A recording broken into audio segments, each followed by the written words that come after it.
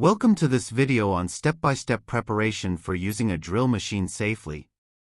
In this guide, we'll walk you through the essential checks, safety measures, and setup tips you need before operating your drill. Let's get started. Choose the right drill and bit. Match the drill bit to the material: wood, metal, concrete, or plastic. Use sharp, undamaged bits to reduce the risk of slipping or overheating. Check the power source.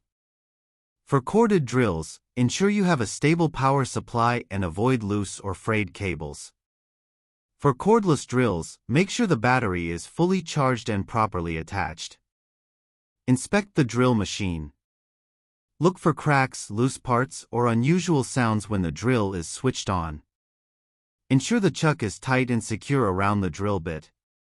Set up the workspace. Work on a stable, flat surface. Ensure good lighting to see markings clearly.